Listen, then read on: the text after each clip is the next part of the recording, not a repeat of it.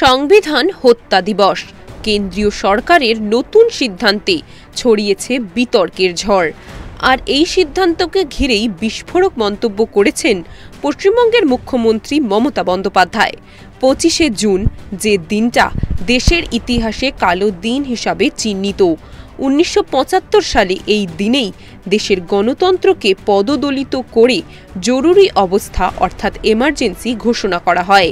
সংবাদপত্র বন্ধ, বিরোধীদের জেলে, নাগরিকদের অধিকার ছিনিয়ে নেওয়া হয়েছিল এক ঘোষণায়। আর ঠিক সেই দিনকে মনে রেখে কেন্দ্রীয় সরকার ঘোষণা করেছে সংবিধান হত্যা দিবস। কিন্তু তাতেই প্রবল আপত্তি মমতা বন্দ্যোপাধ্যায়ের। তিনি বলেছেন এটা সংবিধানের অপমান। শুনুন মুখ্যমন্ত্রীর বক্তব্য। কারণ এটা নাকি এমার্জেন্সি 50 বছর, যদি ওটা 2024-এ হয়ে গেছে। কারণ 25-এ যদি হয়ে থাকে তাহলে 24-এ 50 হয়ে যায়, 25-এ ওটা প্লাস হয়ে যায়। এর রাজনৈতিক উদ্দেশ্য কতগুলো আছে। আমার বক্তব্য হচ্ছে সংবিধান হত্যা এই কথাটার মধ্যে আমার আপত্তি আছে। Murder of our respected constitution, which is the foundation, which is the pillar of our democratic system, and which is the pillar of our rights and everything for our motherland. How can they say the murder of constitution? সংবিধান হত্যা দিবস কথাটা বলা আমার আপত্তি আছে। এই চিঠিটা সিএস এর কাছে এসছে এবং সেই জন্য চিঠিতে লেখা আছে 25শে জুন সব জায়গায় পালন করতে হবে। এবং কি পালন করতে হবে?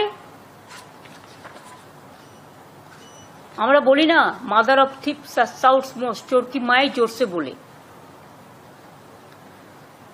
বলছে সেই সময় fundamental rights were breached, press silenced, under strict censorship, thousands of political leaders, journalists and civil society members were imprisoned. এটা আমরা সবাই জানি। এমার্জেন্সি, আমিও তখন কংগ্রেস করতাম, বাট আমরা ছাত্র রাজনীতি করতাম, কিন্তু এমার্জেন্সিটা দেশের মানুষ মেনে নেননি। কিন্তু যাই হোক, সেখানে এমার্জেন্সি হত্যা দিবস করতে পারত, সেটা না করে সংবিধান হত্যা দিবস করছে। এটা আমার আপত্তি আছে। I totally condemn this idea. বলছে renewed commitment to democratic values and constitutional morality. What is the morality?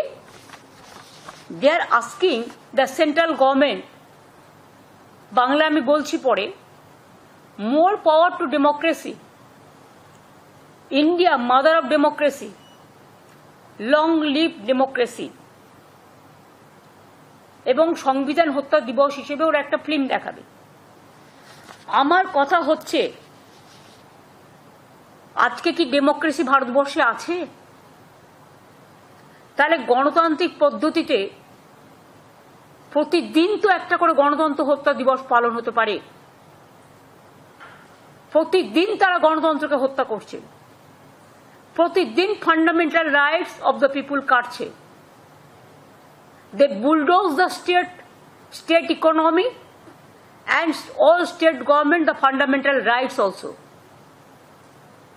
If emergency you are saying more power to democracy, are you giving more power to democracy? আপনারা দিচ্ছেন।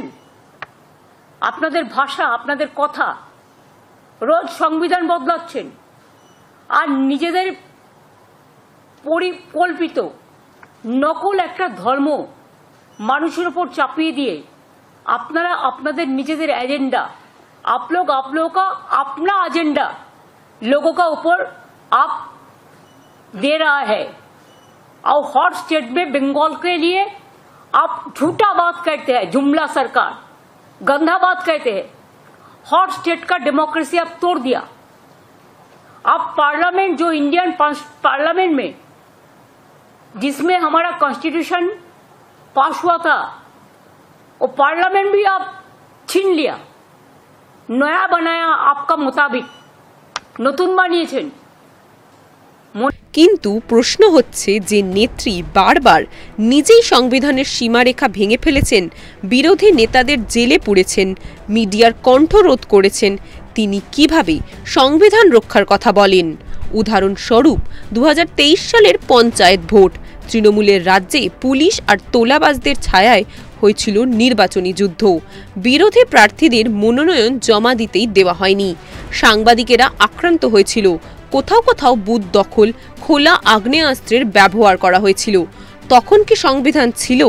বর্তমানেও মুখ্যমন্ত্রী 100 দিনের কাজের টাকা আটকে রেখেছে বলে অভিযোগ করছেন, অথচ কেন্দ্রের হিসাব বলছে রাজ্যের দেওয়া প্রকল্প রিপোর্টেই দুর্নীতির ছায়া। পঞ্চায়েত স্তরে টাকা গেছে ঘুষের খাতে, ভুয়ো নাম তালিকায়। কেন্দ্র রাজ্যের উন্নয়ন থামায়নি, বরং দুর্নীতিতে বাধা দিয়েছে। মুখ্যমন্ত্রী প্রশ্ন তোলেন, বর্তমান কেন্দ্র সরকার কি সংবিধান মানে? কিন্তু একবারও বলেন না রাজ্যের রাজ্যপালকে হুমকি দেওয়া, বিরোধীদের পথে নামতে না দেওয়ার সংস্কৃতি আসলে কার? আর সবচেয়ে বড় প্রশ্ন, তৃণমূল কংগ্রেস কি নিজে একদা সেই কংগ্রেস পরিবারের অংশ নয় যারা ইন্দিরা গান্ধীর সেই জরুরি অবস্থার রূপকার ছিল? অন্যদিকে মুখ্যমন্ত্রী মমতা বন্দ্যোপাধ্যায়ের সংবিধান হত্যা দিবস পালনের বিরোধিতার জবাবে রাজ্য বিধানসভার বিরোধী দলনেতা শুভেন্দু অধিকারী বলেন, 25শে জুন ভারতের ইতিহাসে কালো দিন।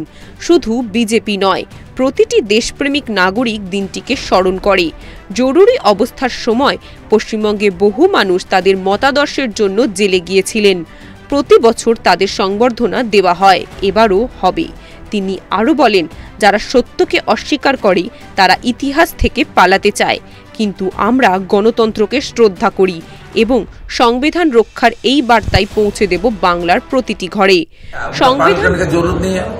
1977 इमरजेंसी डे, ये तो ब्लैक डे हर साल मनाता है हम लोग, सरकार भी मनाता है, सेंट्रल गवर्नमेंट, बीजेपी की ओर से सब राष्ट्रवादी जनता भी मनाता है।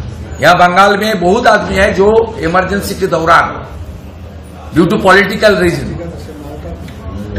ड्यू टू विचारधारा उनको जेल में डाला गया। हम लोग हर साल उनको रिसेप्शन देता है, इस साल भी बहुत जोर से होगा 25 जून। ঘরে সংবিধান রক্ষার নামে যারা আসলে সংবিধানেরই গলা টিপে হত্যা করেছে, তাদের মুখে গণতন্ত্রের বুলি যেন কেবল প্রহসন। 25শে জুন ভারতের ইতিহাসে একটা অন্ধকার দিন, তা নিয়ে কেন্দ্র সরকার স্মৃতি পালন করলে তা সংবিধানের অপমান নয়, বরং শিক্ষা। ইতিহাসকে আড়াল করতে চাইলে ভবিষ্যতের পথে আলো ফেলা যায় না। দেখতে থাকুন সুদর্শন বাংলা। জয় হিন্দ।